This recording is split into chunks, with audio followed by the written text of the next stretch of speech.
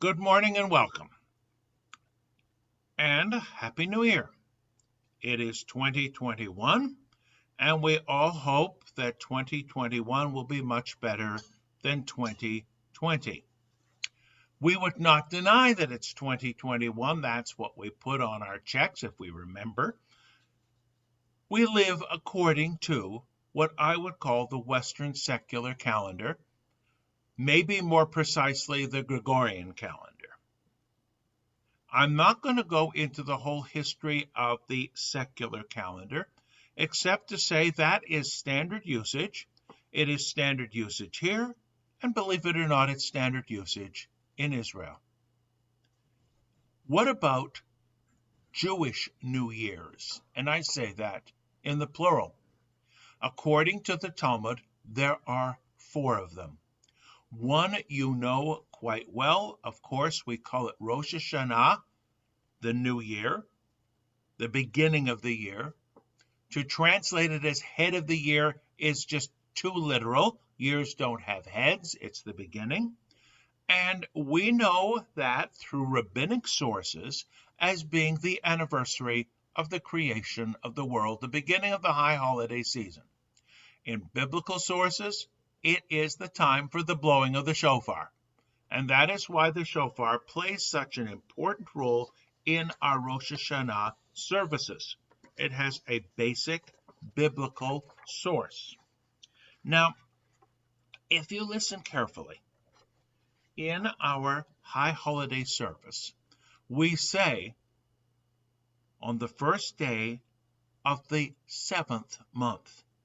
So Rosh Hashanah, that day, although it is the first day of the year, is not the first day of the first month, it's the first day of the 7th month.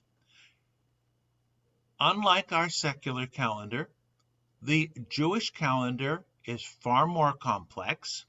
The first month, by the way, is Nisan, and that is the month in which we have Pesach. There are different years, and if you are surprised to hear this, realize we have different years in our own lives. I'm going to give a couple of examples. Organizations, such as our congregation, we have a fiscal year. Our fiscal year is different from the fiscal year of other congregations that I've served. In some cases, the year began, the fiscal year, July the 1st, sometimes August the 1st, one even on January the 1st. And rabbinic contracts were structured in such a way to fit that way. However inconvenient it was in one case. We all have fiscal years. Our companies have fiscal years. We have our years for our taxes. We have, in addition to that, the second point, the year which is in the Jewish tradition and sort of coincides with the school calendar. So beginning in the fall, late August, early September, depending on what year we're talking about, not only do we have Rosh Hashanah, but we have the beginning of the school year. And that works very easily for me because when I stop to think of it through my entire life, I was either a student or the parent of a student or the rabbi of a congregation where the year began in the fall, and whatever happened on January the 1st was sort of inconsequential in comparison. There's no two ways about it. So where it is very consequential for us to think of January the 1st through December the 31st, if we're starting to work on our taxes, if we're thinking about when it's appropriate to make a financial contribution to the congregation, better on December the 31st than January the 1st if you want the tax benefits. I'm just giving examples. We may think in those terms, but Jewishly we think otherwise.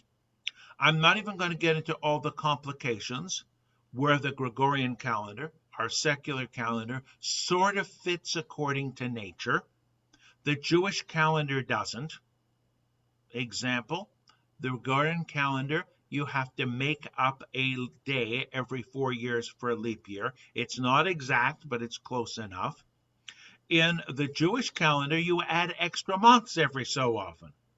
What a difference. Now, I mentioned the Rosh Hashanah that we all know, and that is in the fall.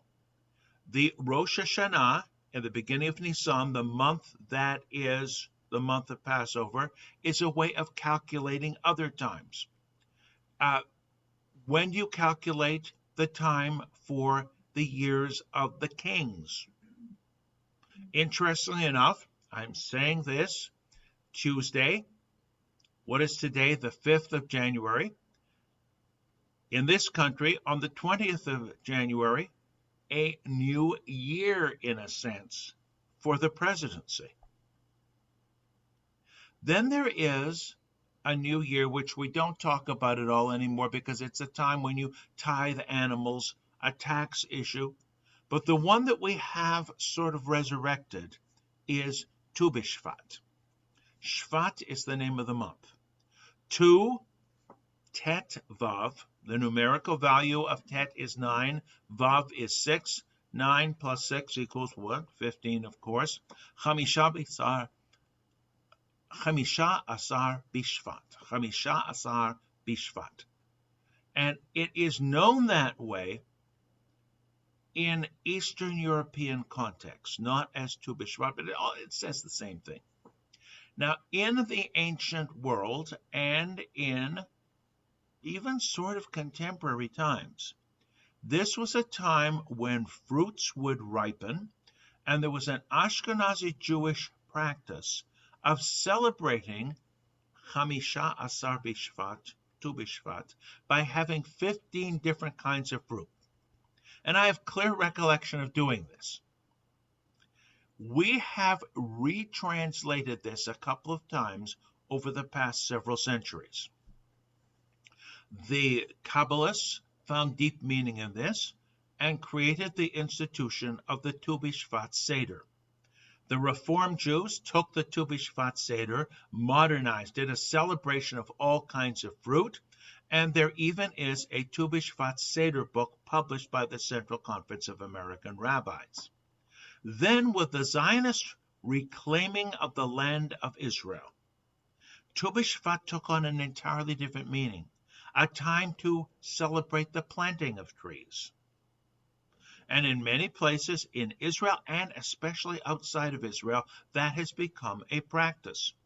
You would have, as we've talked about in another context, the blue boxes for the Jewish National Fund, whose original purpose was to reacquire, buy back, and restore the land, and the best way to restore the land was planting trees. I have a clear recollection in religious school, for example, where we would do fundraising, and here we were little kids. There were these certificates. It looked like a tree, and there was a little empty space where the leaf was supposed to be. We would buy a leaf, 10 cents a piece. All right, there's inflation now.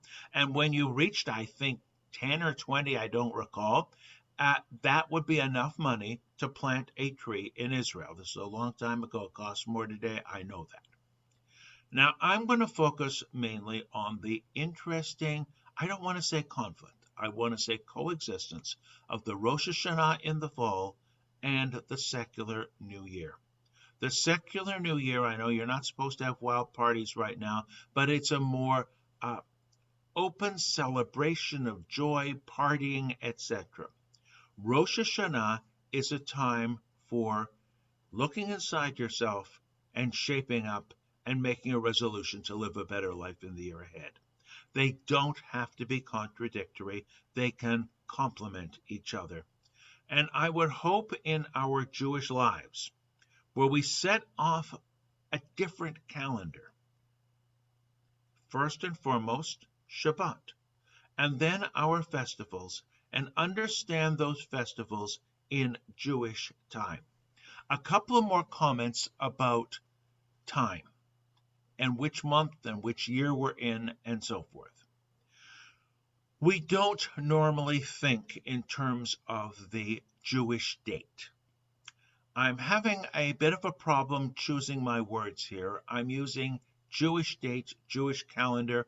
You notice I'm not saying Hebrew calendar because it's not the language. In fact, the months are all Babylonian, and they've been changed around several times. And if you look in the biblical text, there are months mentioned there that we've never heard of since.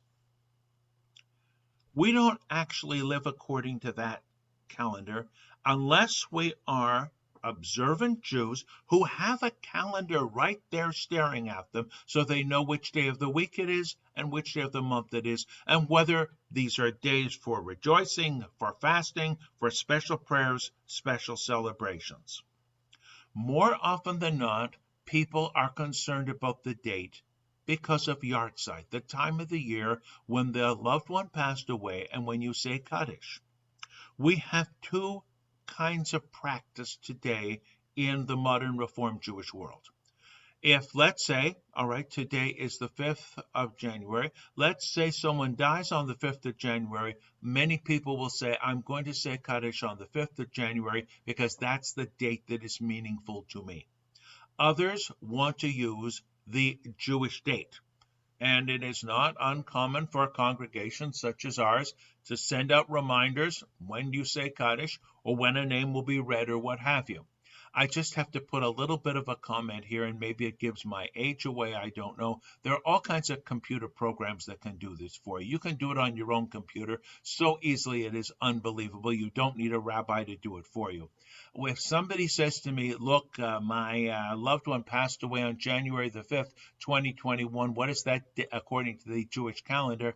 I have a book that goes year by year, and it's faster for me to look it up that way, but that's saying something about me.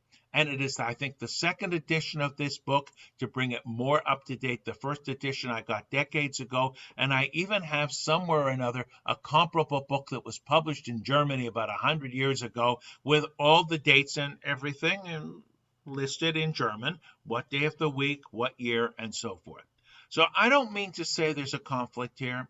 It's all complementary. We help each other in living in different forms of time, and we're certainly doing that. As the Bible says, in the 3rd year of the reign of King so-and-so, so we may say in the 2nd year of the presidency of so-and-so.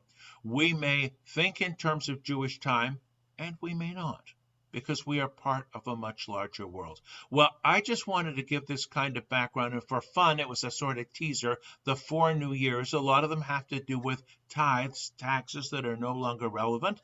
There's been an effort to reactivate Tu B'Shvat, and Rosh Hashanah is certainly there as a living part of our lives and may continue to be so. And may we continue to realize that different peoples, and different individuals for that matter, live on different time frames and different schedules. And if you want another example, and with that I will end, some of you, your year has nothing to do with whether it's Rosh Hashanah or nothing to do with your taxes are due, but when the baseball season begins. So let's begin our conversation.